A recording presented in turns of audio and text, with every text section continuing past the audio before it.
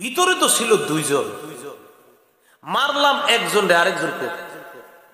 যদি আমগো লোকরে মাইরা থাকি তো ঈসাকে, আর ঈসারে মাইরা থাকলে আমগো লোক। এটাই আল্লাহ বলেন ওয়ামা কাতালুহু ওয়ামা সালাবুহু। তারা ঈসাকে হত্যাও করেনি, তারা ঈসাকে শূলিবিদ্ধ করেনি, ওয়ালাকিন শুব্বিহা লাহুম, তাদেরকে ধাঁধার মধ্যে ফেলে দেওয়া হয়েছে। আল্লাহু আকবার। এটা একটা ধাঁধা, আমগোটা মারলে ওইটাকে, ওইটা মারলে আমগোটাকে। আল্লাহ বলেন বনী ইসরাইলদের থেকে আমি আল্লাহ নিজ কুদরতে উপর দিয়ে আমি আপনাকে আসমানে, দ্বিতীয় আসমানে উঠায় নিয়েছি। আল্লাহু ইয়া ঈসা ইবনে মারইয়াম আযকুর নি'মাতি আলাইকা ওয়া আলা ওয়ালিদাতিক। কিয়ামতের ময়দানে আল্লাহ পাক রব্বুল আলামিন ঈসা আলাইহিস সালাতু ওয়াস সালামকে বলবেন, ইয়া ঈসা ইবনে মারইয়াম, হে মারইয়ামের সন্তান ঈসা, উযকুর নি'মাতি আলাইকা ওয়া আলা ওয়ালিদাতিক, স্মরণ করুন ওই সময়কে যেই সময় আমার নিয়ামত আপনার উপর আর আপনার মা মারিয়ামের উপর, তথা আপনার উপর আর আপনার মা মারিয়ামের উপর আমার যেই নিয়ামত আছে, আমি আল্লাহর ওই নিয়ামতের কথা স্মরণ করেন। ঈসা নবীরে কিয়ামতের মাঠে আল্লাহ বলবেন কি নিয়ামত? মারিয়াম আল্লাহর পক্ষ থেকে নিয়ামত হলো এইভাবে, মারিয়ামের মা যিনি ছিলেন তার নাম হান্না। কি নাম? হান্না। মারিয়ামের আব্বার নাম ইমরান। এই ইমরান তিনি ছিলেন বাইতুল মুকদ্দাসের ইমাম। ইমরানের স্ত্রীর নাম হান্না। হান্না গর্ভবতী হলেন। গর্ভে যে সন্তান আসছে সেই সন্তানের ব্যাপারে তিনি মানত করলেন। সূরা আলী ইমরানের ৩৫ নম্বর আয়াতে আল্লাহ বলেন, ইয ক্বালাত ইমরাতু ইমরান রাব্বি ইন্নী নাযারতু লাকা মা ফী বাতনি মুহাররারা। আল্লাহ, আমার পেটে যেই সন্তান, ইমরানের স্ত্রী হান্না আল্লাহর কাছে বললেন, আল্লাহ, আমার পেটে যেই সন্তান, এই সন্তানটাকে দুনিয়ার বিভিন্ন কাজ কর্ম থেকে মুক্ত রেখে একমাত্র আপনার জন্যই উৎসর্গ করে দিলাম। সন্তান এখনো দুনিয়াতে আসে নাই, পেটে থাকতে। ফালাম্মা ওয়াদাআতহা ক্বালাত রাব্বি ইন্নী ওয়াদাতুহা উনসা। মারিয়ামের মা হান্না যখন সন্তান প্রসব করলেন, সমস্যা হচ্ছে, হান্না যখন সন্তান প্রসব করলেন, সন্তান প্রসব করার পর দেখলেন তার সন্তান একটা মেয়ে। তো হান্না তখন বললেন, ইন্নী ওয়াদাতুহা উনসা। আল্লাহ, আমি তো কন্যা সন্তান প্রসব করলাম, আমি না মানত করেছিলাম এটারে দুনিয়া থেকে মুক্ত রেখে আপনার জন্য মানত করে দিলাম, উৎসর্গ করে দিলাম। এখন দেখি আমার মেয়ে সন্তান। ওয়াল্লাহু আ'লামু বিমা ওয়াদাআত। মারিয়ামের মা যে মেয়ে সন্তান জন্ম দিছে এটা সবচেয়ে ভালো জানে আল্লাহ। তো আল্লাহ এটা জানে, ওয়ালাইসা যাকারু কাল উনসা। আল্লাহ বলেন কিছু পুরুষ আছে যারা নারীদের মতো না। আরে তোমার যে মেয়ে হয়েছে এটা তো সাধারণ মেয়ে না, হাজারো পুরুষ আছে এমন যারা তোমার এই মেয়ের সমপর্যায়েরও হওয়ার সম্ভাবনা না। এমন অনেক পুরুষের চাইতো তোমার এই মেয়েকে আমি আল্লাহ দামি বানিয়েছি। যদিও তোমার এটা মেয়ে, হাজারো পুরুষ থেকে তোমার মেয়ে হবে দামি। আল্লাহ বললেন, ওয়ালাইসা যাকারু কাল উনসা, সব পুরুষ নারীর মতো না। মানে অনেক পুরুষ আছে এমন আর অনেক নারী আছে এমন, ইবাদত করতে করতে একটা নারী এমন পর্যায়ে পৌঁছে যায় যে একটা পুরুষ ইবাদতে তার সমপর্যায়ের হতে পারে না। আল্লাহ বলেন, আমি তো তোমাকে এমন এক মেয়ে দান করেছি, আবেদা হবে, জাহেদা হবে, তাহেরা হবে, পবিত্র হবে। শুধু তাই নয়, আল্লাহ পাক মারিয়ামকে ওই জগতে, গোটা জগতের নারীদের উপর শ্রেষ্ঠত্ব দান করেছে।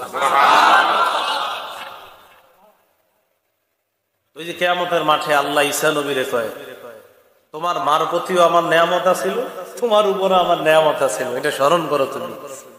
তোমার আম্মারেও আমি দুনিয়াতে আনছি, তোমার নানু চাইছিল একটা ছেলে হোক, কিন্তু তোমার নানিরে আমি দিছি মেয়ে। ঈসা নবীর নানি হান্না চাইছিল একটা ছেলে হোক, তো তোমার নানিরে দিছি মেয়ে। এটা আমি আল্লাহর নেয়ামত, কারণ তোমার মাকে গোটা জগতের উপর আমি শ্রেষ্ঠত্ব দান করেছি।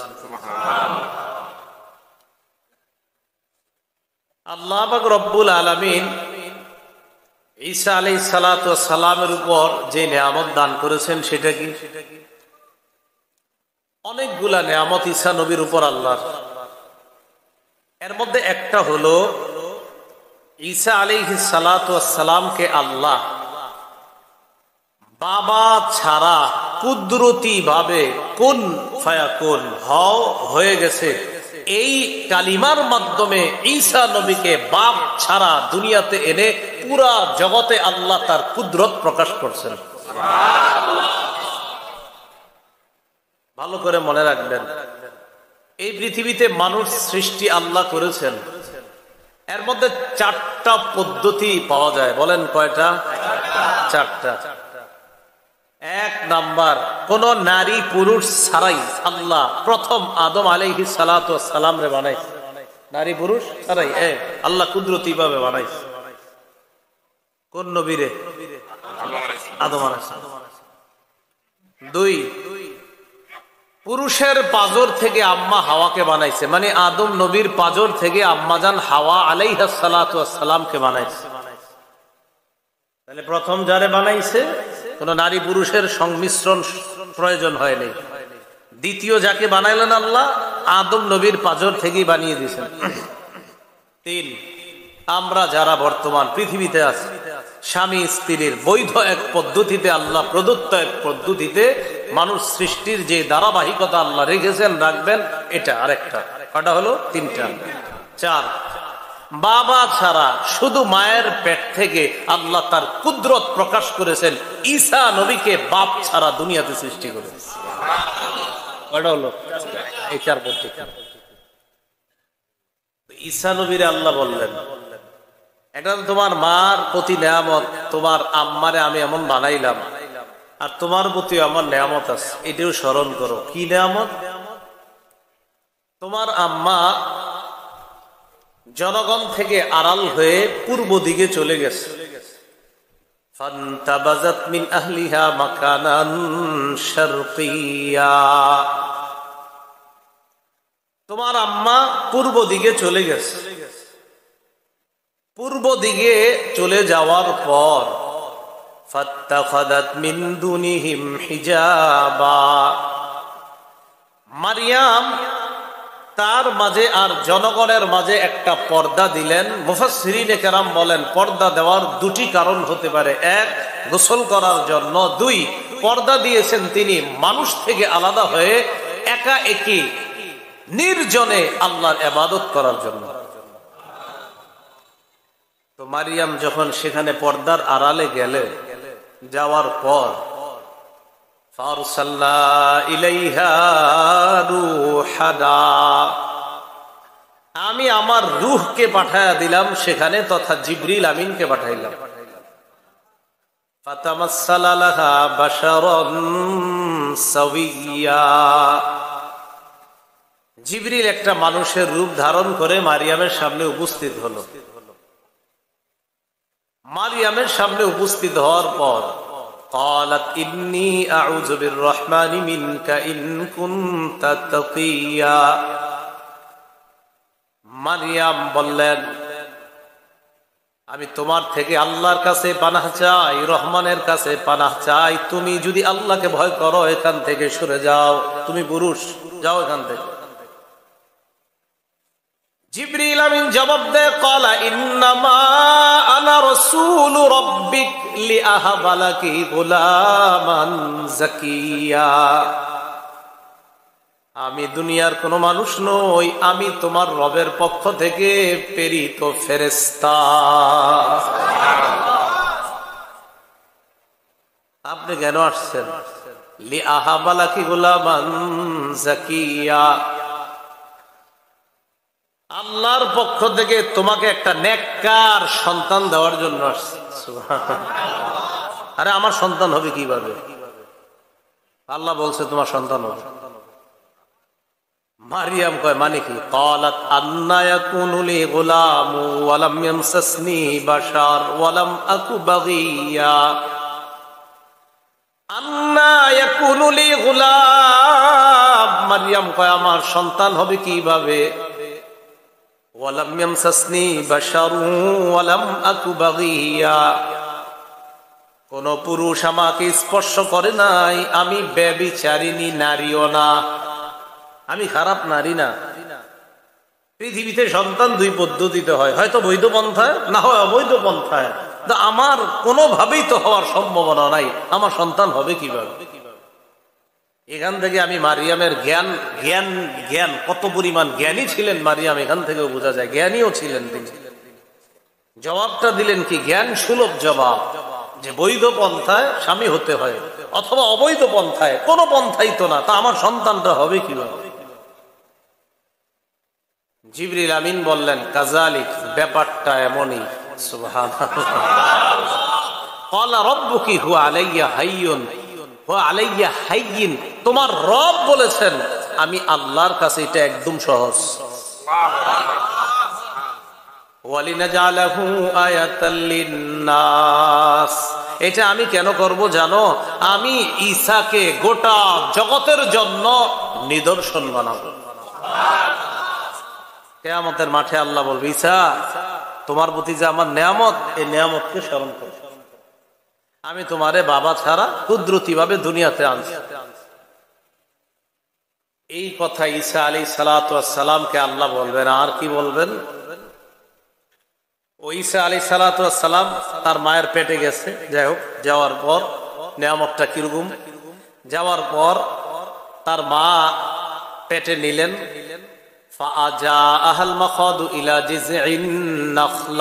প্রসব বেদনা তাকে খেজুর গাছের গোড়ায় নিয়ে গেছে। এটাকে বাইতুল লাহাম বলা হয়, আর খ্রিস্টানরা সম্ভবত এটাকে বেতেল হাম বলে। সেখানে যাওয়ার পর মারিয়াম যখন সন্তান প্রসব করবে, প্রসব বেদনা তাকে সেখানে নিয়ে গেল। সেখানে যাওয়ার পর জায়গাটা ছিল একটু উঁচু, তো সেখানে যাওয়ার পর মারিয়াম সেখানে বসা।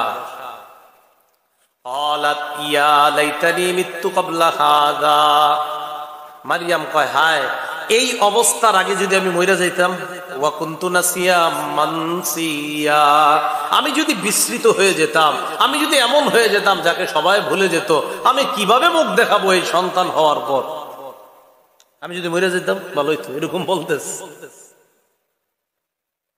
ফানাদাহা মিন তাহতিহা আল্লা তাহজানি কদ জাআলা রাব্বুকি তাহতাকি সারিয়া।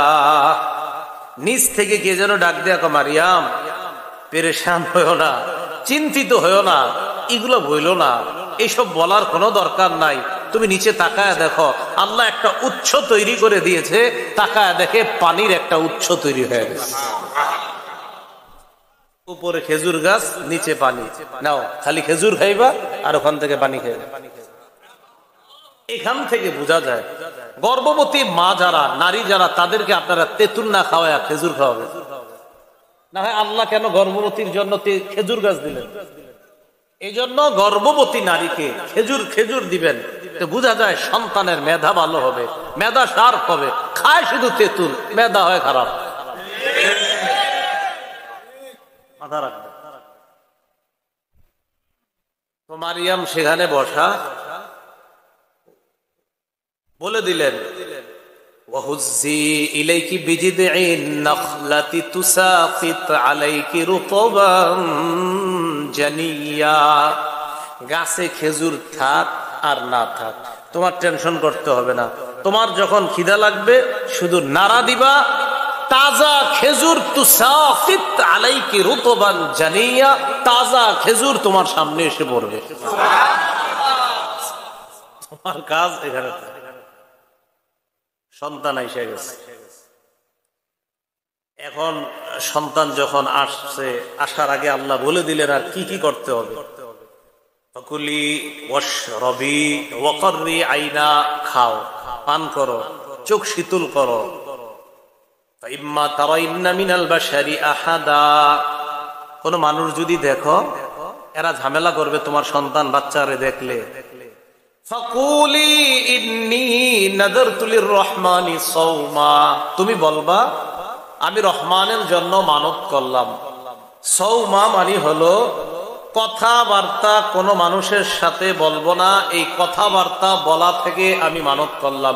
ওই যুগে কথাবার্তা না বলাটাকেও সৌম বলা হতো। ফালান উকাল্লিমাল ইয়াওমা ইনসিয়া, আমি কোন মানুষের সাথে কথা বলতে পারবো না। তো এই কথা আল্লাহ বলে দিলেন, কোন পুরুষ কোন মানুষের সাথে দেখা হলে এটা বলবা। ফাতাত বিহি কওমাহা তাহমিলু, বাচ্চা কোলে নিয়ে এলাকায় আসছে। ক্বালু ইয়া মারইয়ামু লাকাদ জিতি শাইআন ফারিয়া, ছি ছি মারইয়াম, তুমি কি করলা, ভারী অন্যায় করছো, মহা অন্যায় কাম, মানে দেখাই শুরু করে দিছে, তুমি এটা কি করলা। আর স্বাভাবিকভাবে আপনারাও এটা করতেন। আল্লাহ শিখিয়ে দিছে কিছু বলবা না, তুমি খালি চুপচাপ থাকবা, বলবা আমি কথা বলি না, মানত করছি, এবার চুপচাপ থাকবা, কিচ্ছু বলবা। জনগণ আইসা মারিয়ামকে খালি ডিস্টার্ব করতেছে। ইয়া উখতা হারুনা মা কানা আবুকি ইমরাআ সাউই ওয়া মা কানাত উম্মুকি বাগিয়া, ও হারুনের বোন, তোমার বাবা ইমরান তো এত খারাপ ছিল না, মনে আসেনি? ইমরান বাইতুল মুকদ্দাসের ইমাম, যিনি মারিয়ামের বাবা ছিলেন, ও মনে রাখেন মারিয়াম দুনিয়াতে আসার আগেই তার বাবা মারা গিয়েছে। মারিয়াম দুনিয়াতে আসার আগেই তার বাবা মারা গিয়েছে। মারিয়ামকে যিনি লালন পালন করেছে তিনি জাকারিয়া আলাইহিস সালাতু ওয়াস সালাম। জাকারিয়া নবী হলেন হান্না, যিনি মারিয়ামের আম্মা, এই হান্নার ভগ্নিপতি, তার মানে মারিয়ামের খালু। তো মারিয়ামের প্রতি আল্লাহ নেয়ামত আরো আছে, অনেক নেয়ামত আছে। মারিয়ামকে মৌসুম ছাড়া আল্লাহ ফল খাওয়াইছে, খানা খাওয়াইছে, অনেক নেয়ামত আছে। মারিয়াম যখন এলাকায় আসছে, এলাকায় আসার পর তারা বলতেছে ও হারুনের বোন। একটু মনে রাখেন, হারুনের বোন দ্বারা কি উদ্দেশ্য? হারুনের বোন দ্বারা দুটি উদ্দেশ্য হতে পারে। এক, হারুন নবী যিনি মুসা নবীর ভাই, হারুন নবী, এই হারুন নবীর বংশের সিলসিলার কোন এক বোন লাগে মারিয়াম, মানে যাইতে যাইতে যাইতে আমার ভাই অমুকে অমুকের ভাই, এরকম যাইতে যাইতে হারুন নবীর অনেক পিছনে গিয়ে তার ভাই সম্পর্কে হয় হারুন নবী। সরাসরি ভাই না, কিন্তু আপন ভাই না, মানে আপনার ভাই অমুকে অমুকের ভাই, অমুকে অমুকের ভাই, অমুকে এরকম। সেই হিসাবে তিনি হারুন নবীর বোন। তো এলাকার লোকেরা বলতো আর ও হারুনের বোন, মানে হারুন নবীর বংশের বোন তুমি, মানে হারুন নবীর বংশের একজন বোন, ওই বংশের বোন তুমি, এই হিসাবে তাকে হারুনের বোন বলতো। এক। দুই, অথবা মারিয়ামের বংশেরই কেউ হারুন নামে ছিল, যে তার ভাই হিসাবে বিখ্যাত ছিল হারুন, সে হিসাবে হারুনের বোন। তাহলে যদি মুসা নবীর ভাই নবী হারুন হয় তাহলে কিন্তু আপন ভাই না, অনেক পরে গিয়ে কোনো না কোনো ভাবে ভাইয়ের সম্পর্কে ভাই, এরকম। আর যদি বলেন আপন ভাই তাহলে হবে হয়তো মারিয়ামের কোন আপন ভাই হারুন ছিল নামে, অথবা তারই বংশের কোন হারুন নামে ভাই ছিল। কথাটা মনে থাকলে তো? তো জনগণ বলল হারুনের বোন, তোমার বাবা তো এত খারাপ না, আর তোমার মাও তো খারাপ নারী ছিল না, তুমি এরকম হইলা কিভাবে? তো চুপচাপ, আল্লাহ তো বলছে কথা বলবেন না। ফাশারাত ইলাইহি, ইঙ্গিত করে দিস কি আমি কোনো কথা বলবো না, ওই ঈসার সাথে কথা বলবো।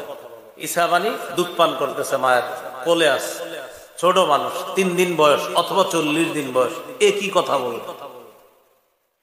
জনগণ বাচ্চার দিকে তাকায় কয় ক্বালু কাইফা নুকাল্লিমু মান কানা ফিল মাহদি সাবিয়া,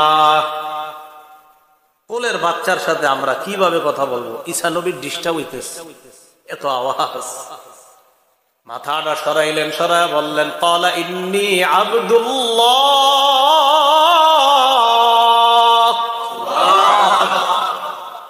ঈসা নবী কয় আমি আল্লাহর বান্দা। সব আকুরে থাকে, একটু মানুষ কথা কয়, শুধু বান্দা না, শোনো আরো আছে। আতানিয়াল কিতাব, আল্লাহ আমারে কিতাব দান করছে। ওয়াজআলানি নাবিয়্যা, আল্লাহ আমারে নবী বানাইছে। ছোট মানুষ এগুলো বলতেছে, এগুলা বইলা ডইলা উনি আবার মায়ের কোলে আবার। এটাই আল্লাহ কোরআনে বলছেন ওয়ায়ুকাল্লিমুন নাসা ফিল মাহদি ওয়া কাহলা। ঈসা নবী মায়ের কোলেও কথা বলছে, বড় হওয়ার পরেও কথা বলছে। এটা আল্লাহর পক্ষ থেকে। ছোটবেলায় নাবালেগ অবস্থায় যখন কেউ কথা বলার কল্পনাও করা যায় না, ওই অবস্থায় ঈসা নবীর মুখ দিয়ে কথা বলাটা, এটা ছিল আল্লাহর পক্ষ থেকে ঈসা নবীর মুআজিজা। কিয়ামতের মাঠে আল্লাহ কয় ঈসা, তোমার প্রতি যে নিয়ামত আর তোমার আম্মার প্রতি যে নিয়ামত, এটা স্মরণ করো। তাহলে বুঝে আসছে নিয়ামত গুলা। আর কি?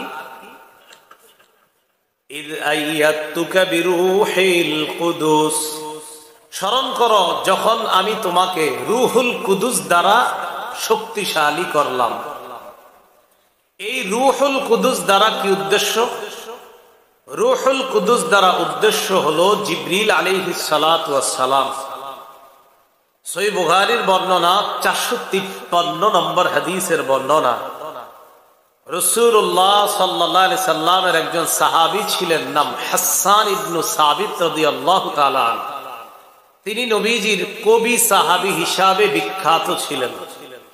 এই হাসান ইবনে সাবিত রাদিয়াল্লাহু তাআলা আনহুকে নবীজি বললেন, হাসান আজিব আনিল মুশরিকিনা, মুশরিকরা যে আমারে উল্টা পাল্টা কথা বলে, আমার পক্ষ থেকে তাদেরকে তুমি কবিতার মাধ্যমে জবাব দিয়ে দাও।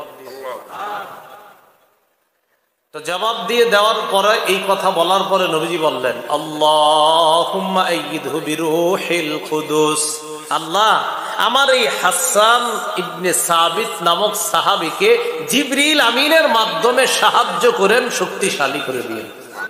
তাফসীর ইবনে কাসিরের মধ্যে আসছে, আম্মাজান আয়েশা সিদ্দিকা রাদিয়াল্লাহু তাআলা আনহার বর্ণনা, হাসান ইবনে সাবিত রাদিয়াল্লাহু তাআলা আনহুর জন্য মসজিদে নববীর মধ্যে একটা মিম্বর বানানো হয়েছে। এই মিম্বরের মধ্যে যখন তিনি বসতেন, বসার পর নবীজি সাল্লাল্লাহু আলাইহি সাল্লাম বলতেন, আল্লাহুম্মা আইয়িদহু বিরূহিল কুদুস কামা নাফাহা আন নাবিয়্যিক।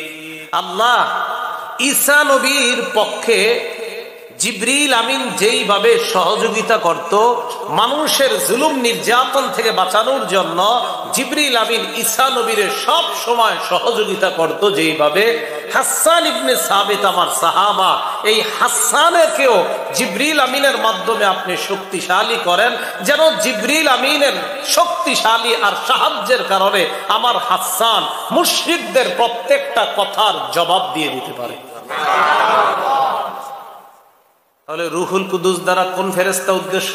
জিবরিল। বলেন কোন ফেরেশতা? তো আল্লাহ বলেন, ঈসা আমার নিয়ামতটা স্মরণ করেন। কি? ইয আইয়াতুকা বিরূহিল কুদুস, আমি আপনাকে রুহুল কুদুসের মাধ্যমে শক্তিশালী করেছি। তুকাল্লিমুন নাসা ফিল মাহদি ওয়া কাহলা। ঈসা আপনি শৈশবেও কথা বলতে পারতেন, ছোটবেলাও কথা বলতে পারতেন, কৈশোরেও কথা বলতে পারতেন, মায়ের বুকে থাইকা দুধের শিশু অবস্থায় আপনি কথা বলতেন, আর বড় হওয়ার পরে তো বলতেনই। এটা আমি আল্লাহর পক্ষ থেকে আপনার প্রতি ছিল নেয়ামত। মনে পড়ে কি নেয়ামতের কথা? কিয়ামতের মাঠে ঈসা নবীর আল্লাহ বলবেন। আর কি? وَإِذْ عَلَّمْتُكَ الْكِتَابَ وَالْحِكْمَةَ وَالتَّوْرَاةَ وَالْإِنْجِيلَ। আমি আপনাকে কিতাব শিক্ষা দিলাম। এই কিতাব দ্বারা উদ্দেশ্য একটা হতে পারে লেখা বিদ্যা শিক্ষা দিলাম।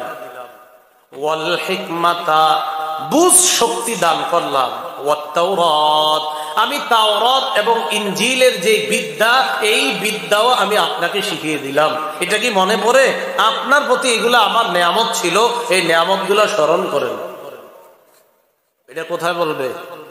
কিয়ামতের মাঠে। তা আমারে আপনারে যদি বলে কেউ তোমারে 5 তলা বাড়ির মালিক বানাইছিলাম, মনে পড়েনি তোমার? তো তুমি দি 5 তলা সারাক্ষণ ঘুমায়া থাকতা, জুমায়ও যাইতা না, 5 ওয়াক্ত নামাজ তো দূরের কথা, বছরে একটা ঈদের নামাজেও তুমি যাইতা না, মনে পড়েনি তোমারে যে 5 তলা দিছি? কি অবস্থা হবে? তো ঈসা আলাইহিস সালাতু ওয়াস সালামকে আল্লাহ বলবেন, আমি আপনাকে এই নিয়ামত গুলা দিছি, দুনিয়ার মধ্যে দিয়েছিলাম। আর কি? وَإِذْ تَخْلُقُ مِنَ الطِّينِ كَهَيْئَةِ الطَّيْرِ بِإِذْنِي فَتَنفُخُ فِيهَا فَتَكُونُ طَيْرًا بِإِذْنِي। স্মরণ করুন ওই সময়কে যখন আপনি কাদা মাটি থেকে পাখির আকৃতি আপনি বানাইতেন, বানানোর পর এটার মধ্যে আপনি ফু দিতেন, ফু দেওয়ার পর ওই কাদা মাটির আকৃতি যেটা আপনি পাখির রূপ দিয়েছিলেন, এটার মধ্যে ফু দেওয়ার পর আমি আল্লাহর হুকুমে বাস্তব পাখির মতো উড়া শুরু করে দেয়। ঈসা নবী কাদা মাটি দিয়ে পাখির আকৃতির মতো বানানোর পর এটার মধ্যে ফু দিতেন। আল্লাহ বলেন আমার হুকুমে এটা করতেন আপনি, বাকি আপনি ফু দেওয়ার পর তখন তাকায়া দেখতেন বাস্তব পাখি যেইভাবে উঠতেছে, আমি আল্লাহর হুকুমে আপনার কাদা মাটি দ্বারা বানানো ওই পাখিটাও বাস্তব পাখির মতো আমি আল্লাহর হুকুমে হয়ে যায়। মনে পড়েনি আপনার যে নিয়ামতটা দিছি আমি? ঈসা নবীরে কিয়ামতের মাঠে বলবেন। এখন এই জায়গায় একটা মাসালা, আপনারা আবার কিন্তু পাখি টাকি আইকেন না, এটা ওই শরীয়তে বৈধ, এই শরীয়তে না। এটা ওই শরীয়তে বৈধ, এখন আর এটা কিন্তু বৈধ না যে আপনি একটা রূপ দিবেন কোনো কিছু আকৃতি কইরা, এটা কিন্তু ঠিক না। وَإِذْ تَخْلُقُ مِنَ الطِّينِ كَهَيْئَةِ الطَّيْرِ بِإِذْنِي فَتَنفُخُ فِيهَا فَتَكُونُ طَيْرًا بِإِذْنِي وَتُبْرِئُ الْأَكْمَهَ وَالْأَبْرَصَ بِإِذْنِي। জন্মান্ধ, একদম জন্ম থেকে অন্ধ মনে করেন, এই জায়গা থেকে এই জায়গার পুরা চোখটা লাগা রয়েছে, কথার কথা এমন চোখ, যেই চোখ এইভাবে লাগা, যে চোখ দিয়ে দেখার কোনো সম্ভাবনা কখনো নাই। ঈসা নবী আল্লাহর হুকুমে হাত রাখতেন, সাথে সাথে চোখ খুলে যায়। এটা ওনার মুজিজা ছিল। কুষ্ঠরোগী পুরা শরীরটা পচে যাওয়ার অবস্থা, এবং কুষ্ঠরোগীর শরীরে ঈসা নবী হাত রাখতেন। হাত রাখার পর আল্লাহর নামে হাত রাখতেন, সাথে সাথে কুষ্ঠ রোগীকে আল্লাহ ভালো করে দিতেন। এগুলা বলার পর আল্লাহ বলেন, আরো মনে করেন তো, আপনি কবর থেকে মরা মানুষকে আমার হুকুমে জিন্দা করতে পারতেন। এটা কিভাবে? কানা ঈসা আলাইহিস সালাতু ওয়াস সালাম ইদা আরাদা আন ইউখরিজা আহাদান মিনাল কবরি ইউসাল্লি রাকআতাইন। ঈসা আলাইহিস সালাতু ওয়াস সালাম কাউকে যখন কবর থেকে বের করার ইচ্ছা করতেন, অন্যরা দেখতে চাইতো, দেখিত কবর থেকে মৃতকে বের করে দেখাও, তিনি 2 রাকাত নামাজ পড়তেন। পড়ার পর আল্লাহর কাছে তিনি দোয়া করতেন। দোয়া করার সাথে সাথে আল্লাহ কবরের অনেক আগে মারা যাওয়া মানুষটাকেও আল্লাহ নিজ হুকুমে, আল্লাহ নিজের হুকুমে, নিজের কুদরতে, শুধু ঈসা নবী দোয়া করতেন, আল্লাহ কবরের ওই মানুষটা বের করে দেখাই দিতেন। অনেক আগে মারা গেছে, আয়েশার সামনে দাঁড়াই কথা বলতো, আবার কবরে চলে যেত। ঈসা নবীর আল্লাহ কিয়ামতের মাঠে বলবেন, মনে পড়েনি এগুলা যে আপনার দিছি আমি? ওয়াইয কাফাফতু বানি ইসরাঈলা আনকা ইয জিতাহুম বিল বাইয়িনাত। মূল যেই কথাটা বলবো দেখেন, এই জায়গাটা আসতেছে। وَإِذْ كَفَفْتُ بَنِي إِسْرَائِيلَ عَنْكَ إِذْ جِئْتَهُمْ بِالْبَيِّنَاتِ। আমি আপনার থেকে বনি ইসরাঈলদেরকে আমি নিবৃত্ত করেছিলাম। إِذْ جِئْتَهُمْ بِالْبَيِّنَاتِ, আপনি তাদের কাছে স্পষ্ট নিদর্শন নিয়ে আসছেন, আপনার নবুয়তের প্রমাণ। যখন আপনি নবুয়তের প্রমাণ হিসাবে একের পর এক মুজিজা দেখাইতে লাগলেন, যখন আপনি তাদেরকে বলে দিতে থাকলেন একের পর এক মৃতদেরকে আল্লাহর হুকুমে জিন্দা করলেন, কাদা মাটি দিয়ে পাখি বানিয়ে আল্লাহর হুকুমে ওই পাখি যখন উড়িয়ে দেখিয়ে দিতেন, জন্মান্তর চোখের মধ্যে আল্লাহর হুকুমে হাত রাখার পর যখন ওই লোকটা দেখতে পাইতো, কুষ্ঠরোগীর শরীরে হাত রাখার পর লোকটা যখন ভালো হয়ে যাইত, ফাকাল আল্লাযীনা কাফারু মিনহুম ইন হাযা ইল্লা সিহরুম মুবিন। তাদের মধ্যে যারা কাফের তারা বলতে লাগলো, ও এগুলা তো জাদু। কি কয় এগুলা? এটা হলো সমস্ত বাতিলদের শেষ অস্ত্র। যখন কোনো কাজে পারে না শেষে ও আচ্ছা জাদু, এইটা এরকম সেরকম বইলা। আমাদের নবীরও বলছে তো মোহাম্মদের বুঝছি সে গণক। আল্লাহ বলেন বনী ইসরাইলদের থেকে আমি আপনাকে নিবৃত্ত করেছিলাম, তারা জাদুকর বলে আপনাকে হত্যা করতে চেয়েছিল। নাউজুবিল্লাহ। কিভাবে হত্যা করবে? এক ঘরে ঢুকে ঈসা নবী এক ঘরে বসা, হত্যা করবে, পুরা প্ল্যান পাস হয়ে গেছে। হত্যা করার জন্য যখন প্ল্যান সব পাস, ওই মুহূর্তে তারা কয়েকজন আসছে ঈসা নবীরে হত্যা করবে। ঈসা নবী ঘরে বসা, একজনে পাঠাইছে, যাও তুমি গিয়া কামড়া শুরু করো, একটু করে আমরা আসবো। ঢুকছে, ঢুকার পর ঈসা নবী ভিতরে আছে, আরেকজন তারা পাঠাইছে ভিতরে। এখন কয়জন? দুইজন। একজনে মারার পর থাকবে কয়জন? একজন। বাকি মরা আর জিন্দা সহ ঘরে থাকবে কয়জন? মরা আর জিন্দা সহ থাকবে কয়জন? দুইজন। একজনে পাঠাইছে, পাঠানোর পর অনেকক্ষণ হচ্ছে আর কেউ বের হচ্ছে না। তো তারা এক পর্যায়ে ঢুকছে, ঢুকার পর ঘরে যেটা আছে, যিনি আছে, গিয়া দেখে ঘরে একজন আছে। ওই একজনের রূপটা ঈসা নবীর মতো দেখে। তারা ধরলো, ধরার পর শুলিতে চড়াইলো, চড়ানোর পর তাকে তারা শুলিবিদ্ধ করে হত্যা করলো। হত্যা করার পর তাদের মধ্যে দুই গ্রুপ। এক গ্রুপে আচ্ছা একটা কথা, কি ভিতরে তো ছিল দুইজন, মারলাম একজন রে, আরেকজনকে যদি আমগো লোকরে মাইরা থাকি তো ঈসাকে, আর ঈসারে মাইরা থাকলে আমগো লোক। এটাই আল্লাহ বলেন ওয়ামা কাতালুহু ওয়ামা সালাবুহু। তারা ঈসাকে হত্যাও করেনি, তারা ঈসাকে শুলিবিদ্ধ করেনি, ওয়ালাকিন শুব্বিহা লাহুম, তাদেরকে ধাঁধার মধ্যে ফেলে দেওয়া হয়েছে। এটা ধাঁধা, আমগোটা মারলে ওইটাকু, ওইটা মারলে আমগোটাকু। আল্লাহ বলেন বনী ইসরাইলদের থেকে আমি আল্লাহ নিজ কুদরতে উপর দিয়ে আমি আপনাকে আসমানে, দ্বিতীয় আসমানে উঠায় নিস। নাম্বার আসমান দ্বিতীয়। ঈসা নবী এখনো দ্বিতীয় আসমানে আছেন। ঈসা আলাইহিস সালাতু ওয়াস সালাম দুনিয়াতে আসবেন।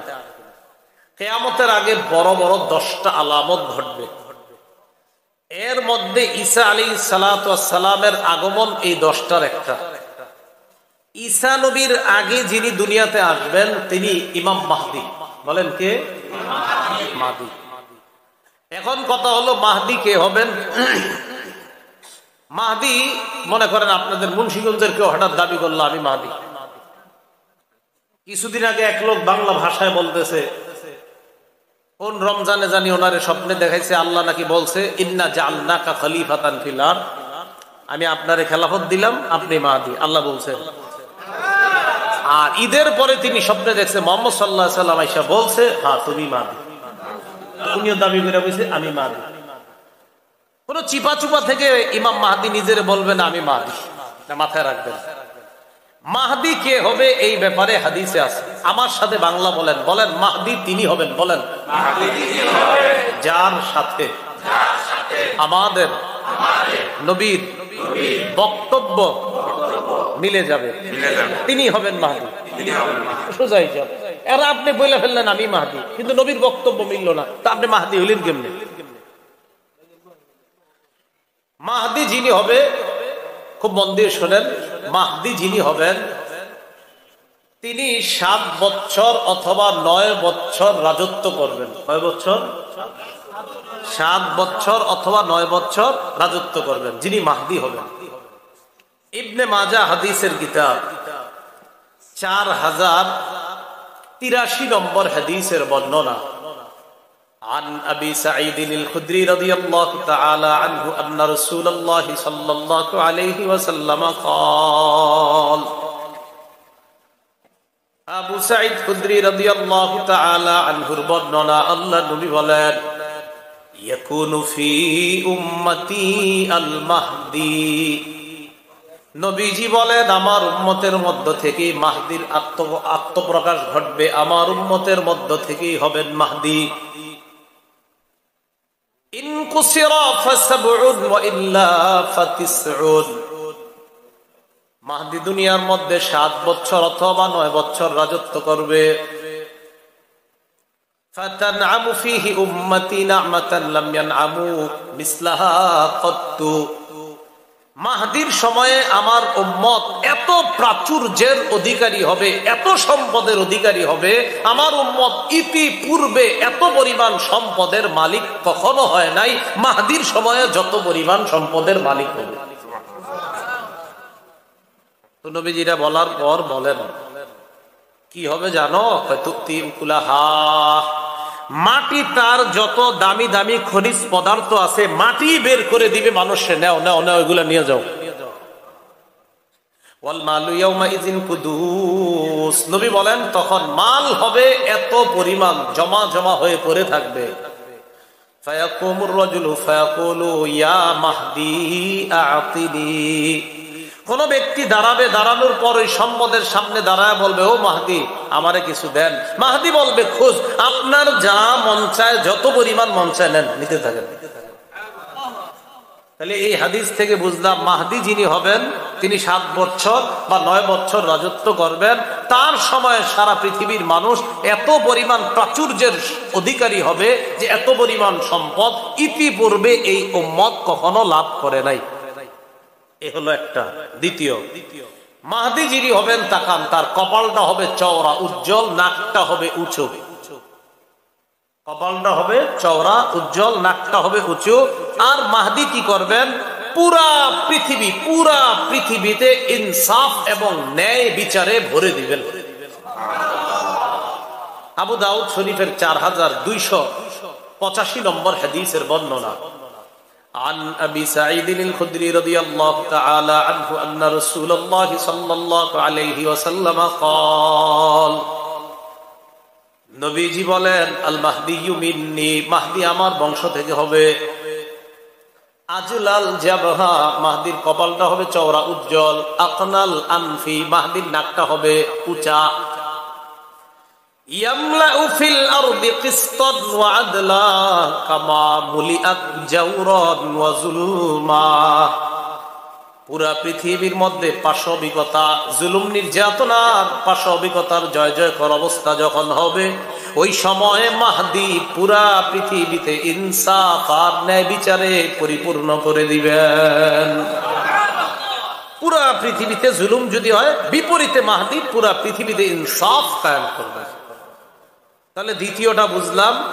1 নাম্বার, মাহদি যিনি হবেন 7 বছর বা 9 বছর রাজত্ব করবে, তার সময় উম্মত সবচেয়ে বেশি নিয়ামতের অধিকারী হবে। 2, মাহদি যিনি হবেন পুরা পৃথিবীতে ইনসাফ কায়েম করবেন, তার কপাল হবে চওড়া, তার নাক হবে উঁচু। 3, মাহদি যিনি হবেন আল্লাহ তাকে 1 রাত্রে খেলাফতের যোগ্য বানাবেন। 1 রাতে। কয় রাতে? তো আপনারা দেখবেন অনেকে 2-3 বছর যাবত দাবি করে আমি মাহদি, আমি মাহদি। অনেকের অনুসারীরা বলে আমাদের অমুকে মাহদি। আরে ভাই, এগুলা কি কথা? ইবনে মাজাহ 4085 নম্বর হাদিসের বর্ণনা। عن علي بن أبي طالب رضي الله تعالى عنه قال قال رسول الله صلى الله عليه وسلم, নবীজি বলেন, আল মাহদিয়্যু মিন্না আহলাল বাইত, আল্লাহ নবী হলেন মাহদি হবে আমাদের আহলে বাইতদের অন্তর্ভুক্ত, আমাদের আহলে বাইতদের মধ্য থেকেই হবে মাহদি। ইউসলিহুল্লাহু ফি লাইলা, 1 রাতে আল্লাহ তাকে খেলাফতের সমস্ত যোগ্যতা দান করবেন। 4 নাম্বার, মাহদি হযরত ফাতেমা রাদিয়াল্লাহু তাআলা আনহার বংশ থেকে হবে। থেকে এখন মনে করেন আপনি বললেন মাহদি, তো আপনার বংশে কি ফাতেমা? তো এখন কেমনে আপনি মাহদি হবেন? তো এরকম মাঝে বললে হবে না, নবীর সবগুলা কথা এক ব্যক্তির সাথে মিলতে হবে, তাহলে তিনি হবে মাহদি। ইবনে মাজার 4086 নম্বর হাদিস। عن سعيد بن المسيب رحمه الله كنا عند أم سلمة رضي الله تعالى عنها فتذكرنا المهدية।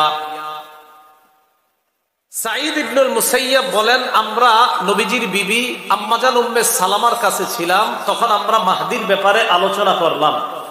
মাহদির ব্যাপারে আলোচনা করার পর আম্মাজান উম্মে সালামা বললেন, সামি'তু রাসূলুল্লাহি সাল্লাল্লাহু আলাইহি ওয়াসাল্লাম ইয়াকুল আল মাহদিয়্যু মিন ওয়ালাদি ফাতিমা। নবীজির বিবি বলেন, আমি নবীকে বলতে শুনেছি মাহদি ফাতেমার বংশধর হবে। কার বংশধর? ফাতেমা নবীর বংশ, নবীজির বংশে ফাতেমা, ফাতেমার বংশ থেকে হাসান হবে, এই হাসান থেকে হবে মাহদি। সুবহানাল্লাহ। এইভাবে আর কি নবী বললেন যে ফাতেমার বংশধর, মানে নবীজির থেকে ফাতেমা, ফাতেমা থেকে হাসান, আর হাসানের বংশ থেকে হবে ইমাম মাহদি। হাসানের বংশ থেকে যে আসবে, দলিল আবু দাউদ শরীফের 4292 নম্বর হাদিস, 4292। এই হাদিসের মধ্যে আসছে, নাযারা আলী ইবনে আবি তালিব রাদিয়াল্লাহু তাআলা আন ইলা ইবনিহিল হাসান। হযরত আলী তার সন্তান হাসানের দিকে তাকাইলেন। হযরত আলী তার সন্তান হাসানের দিকে তাকাইলেন, তাকায় বললেন, ইন্না ইবনি হাযা সাইয়্যিদুন, আমার এই সন্তান হাসান সে জান্নাতের যুবকদের সর্দার হবে। কামা সাম্মাহুন নবী সাল্লাল্লাহু আলাইহি ওয়াসাল্লাম, যেমনটি নবীজি বলেছেন যে হাসান হবে জান্নাতের যুবকদের সর্দার। আর কি, ওয়াসায়াখরুজু মিন সুলবিহি রাজুলুন ইউসাম্মা বিইসমি নবিয়িকুম মুহাম্মদ সাল্লাল্লাহু আলাইহি ওয়াসাল্লাম, তার বংশ থেকে একজন লোক বের হবে, যেই লোকটার নাম রাখা হবে তোমাদের নবীর নামে। সুবহানাল্লাহ। তাহলে মাহদির নাম নবীর নামে হবে। বলেন, মাহদির নাম কার নামে হবে? নবীর নামে হবে। ইউশবিহু ফি খুলকিহি, মাহদির চরিত্রটা মুহাম্মদ সাল্লাল্লাহু আলাইহি সাল্লামের চরিত্রের মতো হবে। তাহলে একটুগুলো পেয়ে গেলাম। আর কি, আবু দাউদ শরীফের 4282 নম্বর হাদিসে রাসূল বলেন, ইউওয়াতিউ ইসমুহু ইসমি ওয়া ইসমু আবিহি ইসমু আবি, মাহদির নাম হবে আমার নামে, মাহদির আব্বার নাম হবে আমার আব্বার নামে। নবীজির আব্বার নাম কি? আব্দুল্লাহ। মাহদির আব্বার নাম হবে আব্দুল্লাহ। মনে করেন আমার আব্বার নাম হাবিব, আর আমি যদি কই মাহদি, হইল না তো? এটা কিভাবে হইল? তাহলে মাহদি যিনি হবেন তার আব্বার নাম হবে আব্দুল্লাহ, মাহদি যিনি হবেন তার নাম হবে মুহাম্মদ, মাহদি যিনি হবেন তার কপাল হবে চওড়া, মাহদি যিনি হবেন তার নাকটা হবে উঁচু, মাহদি যিনি হবেন তাকে এক রাতে আল্লাহ খেলাফতের যোগ্য বানাবেন, মাহদি যিনি হবেন তিনি হযরত হাসানের বংশের হবেন, হযরত ফাতেমার বংশ হবেন, মুহাম্মদ সাল্লাল্লাহু আলাইহি সাল্লামের বংশের হবেন। মাহদির ব্যাপারে মোটামুটি ধারণাগুলো আমাদের মনে থাকবে না ইনশাআল্লাহ। তিনি পৃথিবীতে আসার পর চলতে থাকবে এভাবে। একদিন ফজরের নামাজের সময় ঈসা আলাইহিস সালাতু ওয়াস সালাম আয়েশা মসজিদে উপস্থিত হবেন। ঈসা নবীরে আল্লাহ কোন জায়গায় রাখছে এখন? এই সেখান থেকে ঈসা নবীরে আবার পাঠাবেন। এখন আসেন আবার কিয়ামতের মাঠে যাই। ঈসা নবীর কই, ঈসা মনে পড়েনি আপনার এই নিয়ামতগুলা দিছি, এক পর্যায়ে আপনারে আমি আসমানে উঠায় নিছি, বেঈমানদের থেকে, বনি ইসরাইলদের থেকে আমি আপনাকে সেভ করে নিজ দায়িত্বে আমি আল্লাহ আপনাকে দ্বিতীয় আসমানে উঠায় নিছি।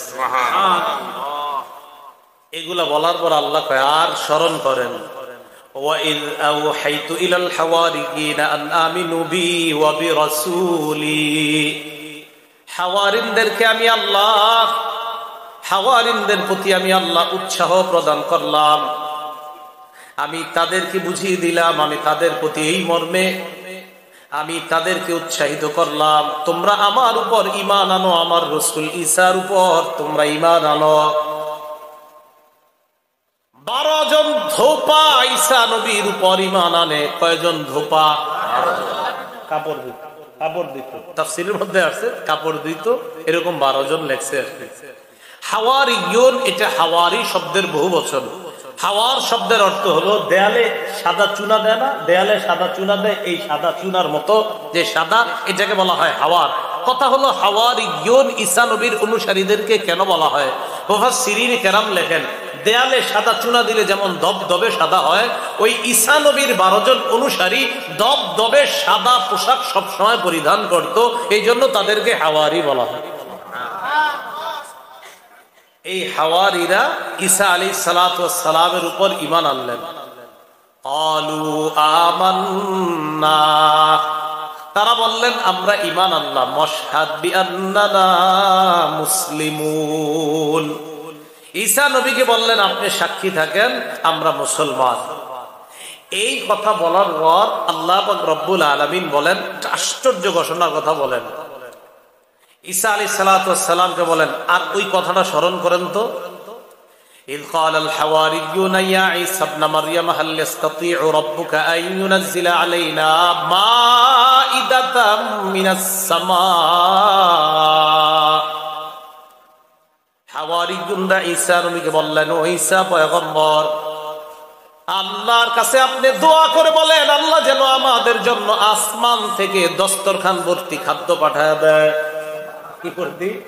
দস্তরখান ভর্তি খাদ্য পাঠায় দেয়। ঈসা নবী বললেন, এইগুলা কি কথা বলো তোমরা? ক্বালাত্তাকুল্লাহ ইন কুনতুম মুমিনিন, ঈসা নবী বললেন আল্লাহকে ভয় করো যদি তোমরা ঈমানদার হও। এগুলা কি বলো?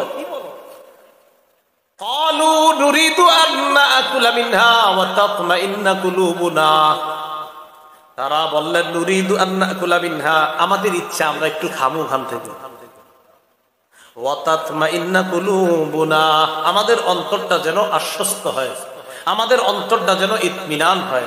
মানে তারা বিশ্বাসী কিন্তু ইতমিনানে কল এটা হতে পারে। ইব্রাহিম নবী আল্লাহরে বলছে, আরিনি কাইফা তুহিল মাউতা, আল্লাহ আমারে আপনি দেখান কিভাবে আপনি মরারে জিন্দা করেন। আল্লাহ কয় আওলাম তুমিন, ও ইব্রাহিম আপনি কি বিশ্বাস করেন না? ইব্রাহিম নবী কয় বালা, আল্লাহ বিশ্বাস তো অবশ্যই করি, ওয়ালাকিন লিয়াতমাইন্না কলবি, তবে অন্তরের প্রশান্তির জন্য একটু দেখতে মন চায়।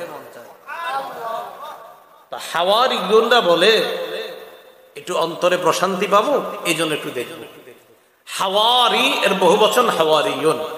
আমাদের নবীজির একজন বিখ্যাত সাহাবীকেও বলা হয় হাওয়ারি। আমাদের নবীজির একজন বিখ্যাত সাহাবীকে কি বলা হয়? হাওয়ারি। মনে রাখবেন সাহাবীর নাম যদি পারেন। সহিহ বুখারীর 2846 নম্বর হাদিস, সাহাবীর নাম জুবাইর রাদিয়াল্লাহু তাআলা। বলেন কি নাম? জুবাইর রাদিয়াল্লাহু তাআলা আন। সহিহ বুখারীর 2846 নম্বর হাদিসের বর্ণনা, খন্দকের যুদ্ধ, মানে গর্ত খনন করছে, ওই পাশে কাফেররা, এই পাশে মুসলমানরা। নবীজি একদিন বললেন, কে পারবে আমাকে তাদের সংবাদ এনে দিতে? কে পারবে আমাকে ওই কাফেরদের, আবু সুফিয়ান আর তাদের অনুসারী যারা, তাদের সংবাদ এনে দিতে? فقال الزبير انا يا رسول الله, হুজুর আমি পারবো। নবীজি আবার বললেন, কে পারবে তাদের সংবাদ এনে দিতে? জুবাইর বললেন, আনা ইয়া রাসূলুল্লাহ, হুজুর আমি পারবো। নবীজি বললেন, ইন্না লিকুল্লি নাবিয়্যিন হাওয়ারিয়্যা, প্রত্যেক নবীর একজন বিশেষ সহচর থাকে। ওয়া হাওয়ারিয়্যি জুবাইর, আমার বিশেষ সহচর হলো আমার জুবাইর।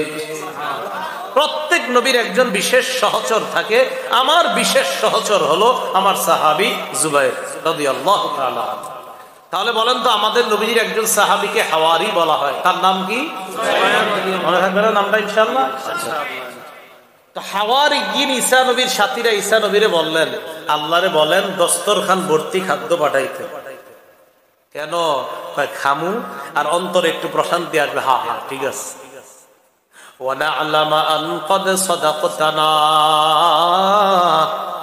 আগে যে আপনি আমাদেরকে কথাগুলা বলছেন, এইগুলার ব্যাপারে যেন অন্তরের মধ্যে প্রশান্তি পায়। হ্যাঁ আপনার কথাগুলা সত্য, বিশ্বাস তো করছি, বাকি এটা যখন দেখবো পুরোপুরি বিশ্বাস। হ্যাঁ হ্যাঁ অন্তর প্রশান্তি হয়েছে, হ্যাঁ আপনি সব সত্য কথা বলছেন।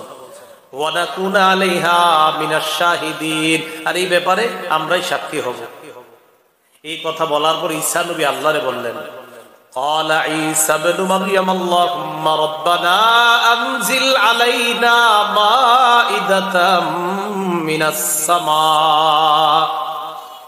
ঈসা নবী বললেন, আল্লাহ আসমান থেকে খাঞ্চা ভর্তি খাবার পাঠায়া দেন, দস্তরখান ভর্তি খাবার। খাঞ্চা চিনবেন তো, দেশ গ্রামে খাঞ্চা, আচ্ছা ওই জাতীয় কিছু একটা, খাঞ্চা ভর্তি খাবার পাঠায়া দেন। কয় কেন? তাকুনু লানা ঈদান লিআউয়ালিনা ওয়া আখিরিনা ওয়া আয়াতাম মিন, আল্লাহ যেন এটা পূর্ববর্তী আর পরবর্তীদের জন্য আনন্দের কারণ হয়, এবং আপনার পক্ষ থেকে যে এটা একটা নিদর্শন, এটা যেন সারা পৃথিবীবাসীর কাছে এই কথাটা থাকে। এই যে আমি আপনি আজকে জানলাম যে আল্লাহ দস্তরখান ভর্তি খাবার পাঠিয়েছেন, এটা আল্লাহর নিদর্শন। সবাই যদি এরকম তাকায় দেখি আসমান থেকে খাবার আসতেছে, বলেন এটা কুদরত কিনা? ঈসা আলাইহিস সালাম আল্লাহরে বললেন, আল্লাহ আপনি পাঠায়া দেন, ওয়ারযুকনা, আমাদেরকে রিজিক দেন, ওয়া আনতা খায়রুর রাযিকিন, আল্লাহ আপনি উত্তম রিজিক দাতা। আল্লাহ বললেন ঈসা নবীরে, দেখেন আপনার ইমানদার অনুসারী যারা আছে তারা তো বিশ্বাস করবে, বুঝলাম, অন্য যারা আছে, ক্বালাল্লাহু ইন্নী মুনাজ্জিলুহা আলাইকুম, আল্লাহ বললেন অবশ্যই আমি আল্লাহ দস্তরখান ভর্তি খাদ্য দিব, অবশ্যই।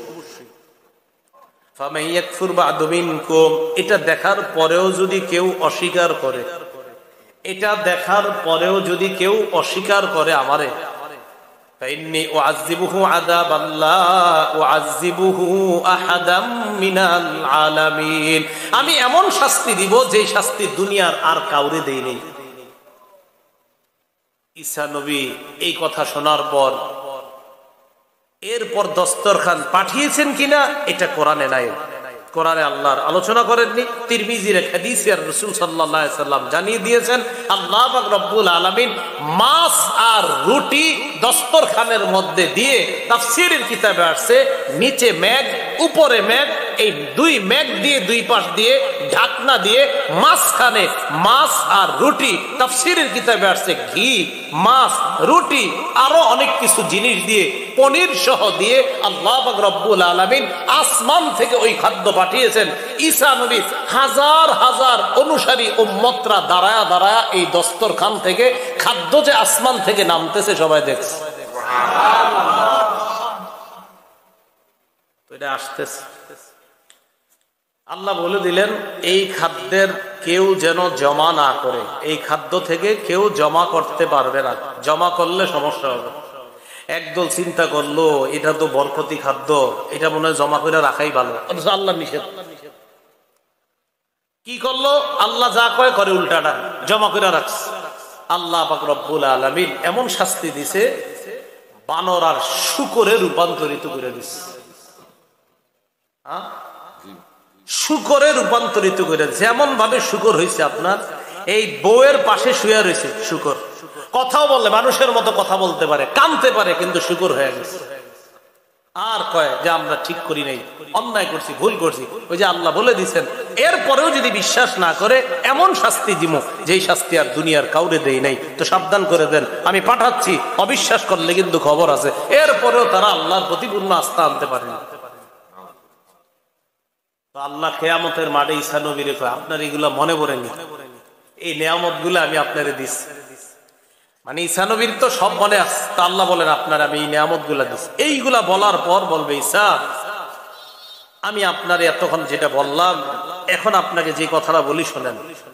إذ قال الله يا عيسى ابن مريم أأنت قلت للناس اتخذوني وأمي إلهين من دون الله, আল্লাহ বলবে ঈসা আনতা কুলতা লিন্নাস, আপনি কি মানুষকে বলছেন, মানুষকে এই কথা বলছেন কিনা? নিল্লাহ, মানুষ তোমরা আমারে আর আমার মারে খোদা মানো। নাউজুবিল্লাহ, আপনি কি এই কথা বলছেন মানুষরে? তো ঈসা আলাইহিস সালাতু ওয়াস সালামকে আল্লাহ এটা বলবেন যে আপনি কি এই কথা বলছেন মানুষকে, যে তোমরা আমাকে আর আমার মাকে তোমরা ইলাহ মানো। এজন্য তাদের মধ্যে একটা দল আছে তৃতীয়বাদে বিশ্বাসী। কিবাদ? তৃতীয়বাদ। তৃতীয়বাদ মানে ঈসা নবীরে তাদের একদল তিন খোদার এক খোদা মানে। ঈসা নবীর আম্মাকে মানে আরেক খোদা, আর আল্লাহ হলেন আরেকজন। মোট কয়জন হলো? এই তৃত্ববাদে বিশ্বাসী আছে একদল। আরেক দল তৃত্ববাদী বিশ্বাসী না, মানে ঈসা নবীর খোদা মানে না ঠিক, তবে তারা ঈসা নবীর ছবি নিয়ে তার সামনে পূজা করে, আরাধনা করে, ইবাদত করে, এটাও খোদা মানারই নামান্তর। তো ঈসা আলাইহিস সালাতু ওয়াস সালাম যখন আল্লাহ বলবেন আপনি কি এগুলা বলছেন, ঈসা নবী তখন বলবে সুবহানাক, আল্লাহ আপনি কত পবিত্র,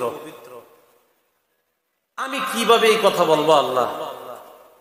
আল্লাহ এই কথা বলার তো আমার কোনো হকই নাই, আমি তো এটা বলতে পারি না। ইন কুলতু কুলতুহু ফাকাদ আলিমতা, আল্লাহ আমি যদি এই কথা বলে থাকি তা আপনি তো ভালো জানেন এই কথাটা। কিয়ামতের মাঠে বলবে আল্লাহ আমি যদি এই কথা বলে থাকি এটা আপনি ভালো জানেন। তা'লামু মা ফি নাফসি, আল্লাহ আমার মনে কি আছে এটা আপনি জানেন। ওয়ালা আ'লামু মা ফি নাফসিক, আপনার মনে কি আছে এটা আমি জানি না। ইন্নাকা আনতা আল্লামুল গুয়ুব, আল্লাহ আপনি হলেন সমস্ত অদৃশ্যের খবর রাখেন। মা কুলতু লাহুম ইল্লা মা আমারতানি বিহি আন ইবুদুল্লাহ রাব্বি ওয়া রাব্বাকুম, আল্লাহ আমি তাদেরকে শুধু এতটুকু হুকুম করেছি যে তোমরা আল্লাহর ইবাদত করো, যে আল্লাহ আমার রব আর তোমাদের রব, আমি শুধু এই হুকুম করছি, এছাড়া আমি আর অন্য কোনো কিছু বলি না। তাফসীরের কিতাবে আসছে আল্লাহ পাক রব্বুল আলামিন ঈসা নবীরে যখন বলবে আপনি কি জাতিরে বলছেন যেন জাতি আপনারেও খোদা মানে, আপনার আম্মাকেও যেন খোদা মানে, এই কথা বলছেন? তাফসীরের কিতাবে আসছে। এটা শোনার সাথে ঈসা নবী বলবে যখন না, উম্মতকে আল্লাহ ডাকবে, ডাকার পর বলবে উম্মত তোমাদের কি ঈসা নবী এই কথা বলছে? উম্মত কয় হ্যাঁ বলছে। যখন বলবে বলছে, তাফসীরের কিতাবে আসছে ঈসা নবীর মাথার চুল খাড়া হয়ে যাবে, কি কয়, আমি বলে এদেরকে এই কথা বলছি। ঈসা আলাইহিস সালাতু ওয়াস সালাম কিয়ামতের মাঠে আল্লাহ নবীকে পর্যন্ত এই কথা বলতেছে, আপনি কি জানেন? আল্লাহ তো জানেই সব, এগুলা বলে নাই উনি। এটা আল্লাহ কেন বললেন? যে নবীদেরকে আমি সেখানে প্রশ্ন করি। আল্লাহ পাক এক আয়াতের মধ্যে বলেন ফালানাসআলান্নাল্লাযীনা উরসিলা ইলাইহিম ওয়ালানাসআলান্নাল মুরসালিন, মানুষ শোনো, যাদের কাছে নবী পাঠানো হয়েছে তাদেরকেও অবশ্যই অবশ্যই জিজ্ঞাসা করব, আর রসুলদেরকেও আমি আল্লাহ অবশ্যই অবশ্যই জিজ্ঞাসা করব। রসুলদেরকে যদি জিজ্ঞাসা করে, এই আয়াতটা তো আমার আপনার প্রতিদিন স্মরণে আনা উচিত যে আল্লাহ কথাটা বললেন কি, যে উম্মতকে জিজ্ঞাসা করবে, এটা ঠিক আছে, আমরা তো কত ভুল ভ্রান্তি করি, কিন্তু আল্লাহ বললেন উম্মতকে তো জিজ্ঞাসা করবই, রসুলদেরকেও করব, অবশ্যই অবশ্যই আমি তাদেরকে করব। তো ঈসা আলাইহিস সালাতু ওয়াস সালামকে কিয়ামতের মাঠে আল্লাহ এইগুলা বলবেন। এইভাবে ঈসা নবীর আল্লাহ পুতু পবিত্র করবেন, অন্য জাতিকে ডাকবেন, শেষ নবীর উম্মতকে ডাকবেন। নূহ নবীর সাথেও তার জাতি এইভাবে গাদ্দারি করবে, নূহ নবীর জাতিকে আল্লাহ ডাকবেন, ডাইকা বলবে তোমাদেরকে নূহ নবী দাওয়াত দেয় নাই? বলবে না। নূহ নবীরে ডাক দিবে, আপনি দাওয়াত দিয়েছেন? হ্যাঁ আল্লাহ দাওয়াত দিয়েছে। তারা বলে না। সাক্ষী আছে আপনার? জি সাক্ষী আছে। কারা? শেষ উম্মত। ওই উম্মতকে ডাকবে, বুখারীর বর্ণনা আছে। উম্মতকে ডাক দেওয়ার পর বলবে তোমরা সাক্ষী? হ্যাঁ। তখন আবার ওই উম্মত বলবে এরা আবার কিভাবে সাক্ষী হয়, এরা তো আমাদেরকে দেখে নাই, অনেক পরে আসছে দুনিয়াতে। উম্মত তোমরা কিভাবে সাক্ষী দাও? আল্লাহ তো সব জানে। উম্মত বলবে আমাদের নবী আমাদেরকে জানাই দিয়েছে। এইভাবে কিয়ামতের ময়দানে আল্লাহ নবীদেরকে জিজ্ঞাসাবাদ, দেখেন ইয়াউমা ইয়াজমাউল্লাহু রুসুল, রাসূলদেরকে আল্লাহ জমা করবেন। স্পেশালি ঈসা নবীর কথা কেন বললেন? কারণ ওই জায়গায় ঈসা নবীর উম্মত সম্পর্কে আল্লাহ আগে আলোচনা করেছেন। বুঝাইতে চাইলাম পুরো আলোচনাটা থেকে উম্মতকে জিজ্ঞাসাবাদ করাটা এটা একটা সাধারণ বিষয়, আমরা তো জিজ্ঞাসা করবে, আমরা কত ভুল করি, কিন্তু আল্লাহ নবীদেরকে পর্যন্ত জিজ্ঞাসাবাদ করবে। তাহলে ভাই জিজ্ঞাসাবাদের যে ব্যাপারটা, এটা আমার আপনার প্রতিদিন স্মরণে আনা উচিত যে আমার আপনার উপর আল্লাহ কত নেয়ামত দান করেছেন, এই নেয়ামতের ব্যাপারেও কিন্তু আল্লাহ প্রশ্ন করবেন। তাহলে আসেন, ঈসা নবীরে বললেন আপনার প্রতি নেয়ামত, আপনার মায়ের প্রতি নেয়ামত একটু স্মরণ করেন। এবার কোরআনের সূরা তাকাসুরের মধ্যে আসেন, আল্লাহ কি বলেন? সুম্মা লাতুসআলুন্না ইয়াউমা ইযিন আনিন নাঈম। না, সূরা তাকাসুর, ঠিক আছে? হ্যাঁ, সূরা তাকাসুরের শেষে আল্লাহ বলে সুম্মা লাতুসআলুন্না, অবশ্যই অবশ্যই তোমাদেরকে জিজ্ঞাসাবাদ করা হবে। এটা আমি আপনি আমরা সবাই কি আনিন নাঈম, আমি আল্লাহ যত নেয়ামত দিছি সব সম্পর্কে তোমাদেরকে জিজ্ঞাসাবাদ। তাহলে বলেন তো নবীকে আল্লাহ কি সম্পর্কে জিজ্ঞাসা করছে? নেয়ামত। বলেন কি সম্পর্কে? ঈসা আপনার এই নিয়ামত দিছি, আপনার এটা দিছি, স্মরণ করেন এটা দিছি। এখন আমারে আপনার যদি আল্লাহ বলে কি বান্দা সব বাদ দেন, যদি বলে এই দুইটা সুন্দর হাত দিছি, তুমি কেমনে সুদের টাকায় হাত দিলা?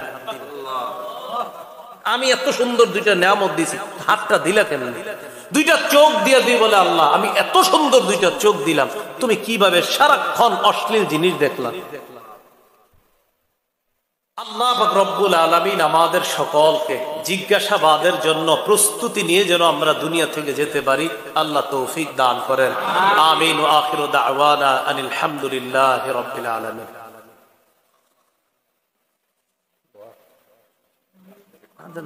তাড়াতাড়ি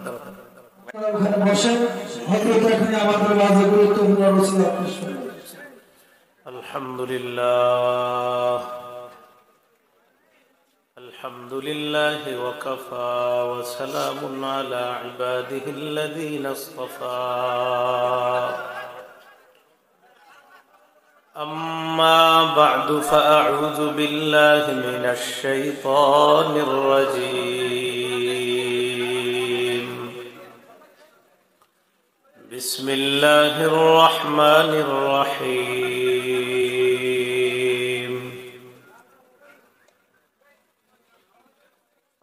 إذ قال الله يا عيسى ابن مريم اذكر نعمتي عليك وعلى والدتك إذ أيدتك بروح القدس تكلم الناس في المهد وكهلا وإذ علمتك الكتاب والحكمة والتوراة والإنجيل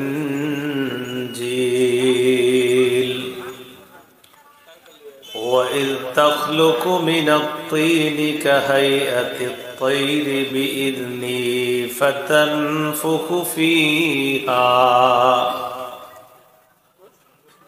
فتنفخ فيها فتكون طيرا بإذني وتبرئ الأكمه والأبرص بإذني وإذ تخرج الموتى بإذني وإذ كففت بني إسرائيل عنك إذ جئتهم بالبينات فقال الذين كفروا منهم إن هذا إلا سحر مبين. وقال رسول الله صلى الله عليه وسلم يا حسان أجب عن المشركين اللهم أيده بروح القدس أو كما قال عليه الصلاة والسلام. اللهم صل على محمد وعلى آل محمد كما صليت على إبراهيم وعلى آل إبراهيم إنك حميد مجيد. اللهم بارك على محمد وعلى آل محمد كما باركت على إبراهيم وعلى آل إبراهيم إنك حميد مجيد. اللهم إني أعوذ بك من شر لساني وشر سمعي وشر بصري وشر مني. বড়লিয়া সকল মরহুমের রুহের মাগফিরাত কামনায় ওয়াজ মাহফিলের প্রধান বক্তা বিশিষ্ট আলেমে দ্বীন সুমিষ্ট ভাষী বক্তা হাফেজ মাওলানা ইমদাদুল্লাহ হক্কানি দামাত বরকাতুহুম, প্রতিষ্ঠাতা পরিচালক জামিয়াতুস সুন্নাহ মাদ্রাসা উবাইতুন নাজাত বালিকা মাদ্রাসা ভট্টাচার্যপাড়া বজ্র যুগিনী মুন্সিগঞ্জ সদর। বিশেষ বক্তা আমন্ত্রিত হযরত উলামায়ে কেরাম, প্রধান অতিথি জনাব হাজী মোহাম্মদ নাহিদ খান, ভাইস চেয়ারম্যান টঙ্গীবাড়ি উপজেলা পরিষদ। বিশেষ অতিথিবৃন্দ জনাব মোহাম্মদ রাজীব খান, টঙ্গীবাড়ি থানা অফিসার ইনচার্জ। আমন্ত্রিত অতিথিবৃন্দ, আজকের মাহফিলের সম্মানিত সভাপতি জনাব মোহাম্মদ জামাল হোসেন শেখ, বিশিষ্ট ব্যবসায়ী ও সমাজসেবক। সার্বিক সহযোগিতায় বড়লিয়া এলাকাবাসী ও যুব কল্যাণ ফাউন্ডেশন। উপস্থিত হযরত উলামায়ে কেরাম, মুসলমান ভাইয়েরা, পর্দার আড়ালের অবস্থানরতা শ্রদ্ধা মা বোনেরা, আল্লাহ পাক রব্বুল আলামিনের দরবারে শুকরিয়া আদায় করছি। আল্লাহ আমাদেরকে এই মাহফিলে উপস্থিত হওয়ার তৌফিক দান করেছেন বলি আলহামদুলিল্লাহ।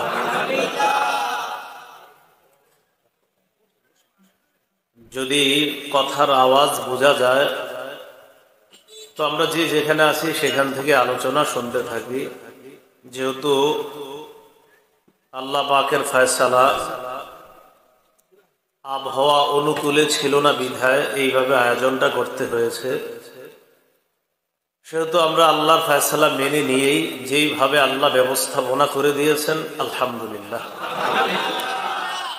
তো যেইভাবে আছি, যেখান থেকে আওয়াজ শোনা যাচ্ছে বাস সেখান থেকে আমরা মনোযোগ সহকারে কথাগুলা শ্রবণ করলে আশা করি আমরা বুঝতে পারবো। আল্লাহ সকলকে ধৈর্যের সাথে আমরা যেন মাহফিলের কথাগুলা শ্রবণ করতে পারি, আল্লাহ তৌফিক দান করেন।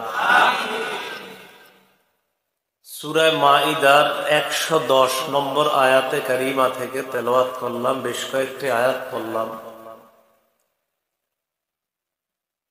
আয়াতগুলোতে আল্লাহ পাক রব্বুল আলামিন কিয়ামতের ময়দানে নবীদেরকেও আল্লাহ বিভিন্ন বিষয়ে জিজ্ঞাসা করবেন, কথা বলবেন, এই বিষয়ে আল্লাহ আলোচনা করেছেন। 109 নম্বর আয়াতে আল্লাহ আলোচনা করেছেন রসুল, এই শব্দ এনে, রসুল মানে নবীগণ, রসুলগণ। আর 110 নম্বর আয়াত থেকে আল্লাহ আলোচনা করেছেন বিশেষভাবে ঈসা আলাইহিস সালাতু ওয়াস সালামের ব্যাপারে। সূরা মাঈদার 109 নম্বর আয়াতে আল্লাহ বলেন, ইয়াউমা ইয়াজমাউল্লাহুর রুসুলা ফায়াকুলু মাযা উজিবতুম। যেদিন আল্লাহ রসুলদেরকে একত্রিত করবেন, জমা করবেন কিয়ামতের মাঠে, তাদেরকে জিজ্ঞাসা করবেন মাযা উজিবতুম, তোমাদেরকে কি জবাব দেওয়া হয়েছে? ক্বালু লা ইলমা লানা, সব নবীরা জবাব দিবে, আল্লাহ আমাদের তো কোনো জ্ঞান নাই, আমাদের জানা নাই। ইন্নাকা আনতা আল্লামুল গায়ুব, সমস্ত অদৃশ্যের খবর তো আপনি রাখেন। এতটুকু আল্লাহ ভূমিকা হিসাবে আলোচনাটা এখানে আনছেন রসুল শব্দ দিয়ে। রসুল বলে এর পরের আয়াত থেকে আল্লাহ একজন রসুলের আলোচনা করেছেন। প্রথমে আল্লাহ রসুলদের কিছু আলোচনা ভূমিকা হিসাবে করে একজন রসুল সম্পর্কে আল্লাহ আলোচনা করেছেন। এটা আল্লাহর আজীব পদ্ধতি। কোরআনে আল্লাহ বিভিন্ন বিষয় বর্ণনা করেছেন, আগে পরে দেখলে বোঝা যায় আল্লাহ রব্বুল আলামিন কত সুন্দরভাবে কত চমৎকার ভাবে, আশ্চর্য ভাবে আল্লাহ একটার সাথে আরেকটা কথা সাজিয়ে পুরা কোরআনটাকে আল্লাহ আমাদের জন্য হাদিয়া হিসাবে নবীর মাধ্যমে দান করেছেন। তো আল্লাহ বলেন, إذ قال الله يا عيسى ابن مريم اذكر نعمتي عليك وعلى والدتك। কিয়ামতের ময়দানে আল্লাহ পাক রব্বুল